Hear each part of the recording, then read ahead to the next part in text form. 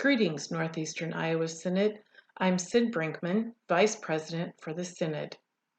The Synod Council has approved the details of the 2021 Assembly. The Assembly will be held June 11th through the 12th for 1 1/4 days based at Luther College. The Planning Committee is planning a virtual assembly with only several key participants, socially distanced, on the Luther College campus.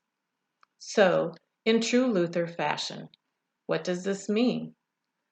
Know that a virtual assembly has been well received in other synods in 2020, where the synod also held a bishop's election, executed business matters, and planned virtual celebrations. This synod plans a successful assembly as well. So go to your comfy place with your personal electronic device, iPad, phone, tablet, laptop. Your own personal device is crucial to the assembly as a voting member. The synod will take care of the technology needed for you to join us. More plans will be forthcoming.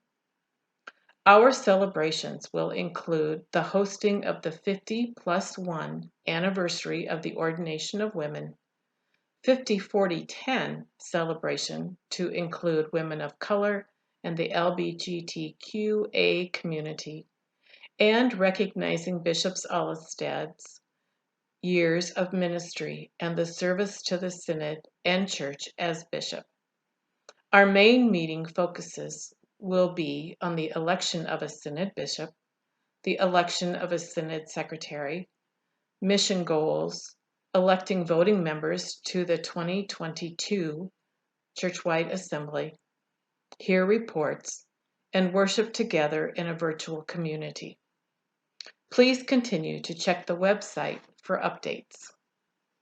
The assembly will be based at Luther College to coordinate a smooth virtual broadcast. Since there will be no assembly on Sunday, a sermon or service will be made available for congregational use. This synod and its leaders know the sacrifices of not gathering in our usual assembly community. Yet, this is one recognized way we can be assured of gathering in person again in 2022. Blessings to you, Sid Brinkman. Good afternoon. I'm Tom Jones, the Synod Council Secretary. I have the privilege of explaining to you the ecclesiastical ballot. It's the process that we'll be using at the Synod Assembly to call and elect our next bishop. It's outlined in Chapter 9, Paragraph 4 of our Synod Constitution. The proposed Assembly agenda schedules our first ballot to be Friday evening. Unlike elections that begin with a slate of nominees, the ecclesiastical ballot begins with a blank ballot. It serves as a nominating ballot. Every voting member has the privilege of nominating any minister of word and sacrament on the ELCA roster. It doesn't matter where that minister is currently serving.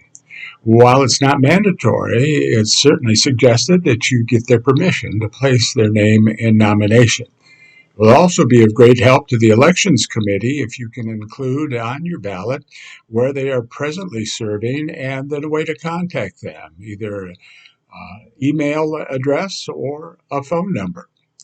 The Elections Committee will need to verify those nominated to ensure that they are on the roster of the ELCA. Any nominee wishing to withdraw their name from the process may do so by filling out a withdrawal form that will be posted on the Synod website. If any minister is named on 75% of the first ballots, we have an election. If not, the second ballot will contain all the names of the nominees on the first ballot, with the exception of those who have withdrawn from the process. Each succeeding ballot will require a designated portion of the legally cast votes to be an election. The second ballot, like the first, requires 75% of the votes cast. The third ballot will require 2/3 of the votes cast. The fourth ballot, 60% of the votes cast. And finally, the fifth ballot will require a majority of the legally cast votes. Also, the number of nominees will be reduced for the third, fourth, and fifth ballots. The third ballot will include the top 7 plus ties from the second ballot. The fourth ballot will include the top 3 plus ties from the third ballot, and the fifth ballot will include the top 2, or in the event that second place there's a tie, the top 3 from the fourth ballot.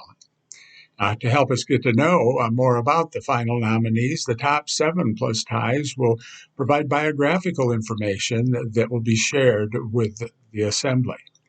And the top 3 plus ties will participate in a question and answer session.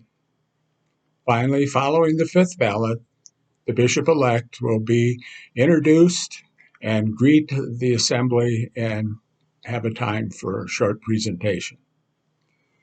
The Synod's profile and information for electing a bishop are on the Synod website, and you can find those under the heading of the 2021 Synod Assembly. Future Zoom meetings will also be held prior to the Assembly as needed if further information needs to be shared. If you have any questions, feel free to contact me. My contact numbers, being email or phone number, are listed in the Synod directory under the Synod Council. Peace and good health be with you, and have a great afternoon. Thanks to Pastor Tom and Sid for that helpful information about our call process for a new bishop and about how the Synod Assembly will accomplish that goal. I look forward to seeing you there virtually and to being a partner with you as we begin to unfold this new chapter in Northeastern Iowa's life together as church. God's blessings be with you.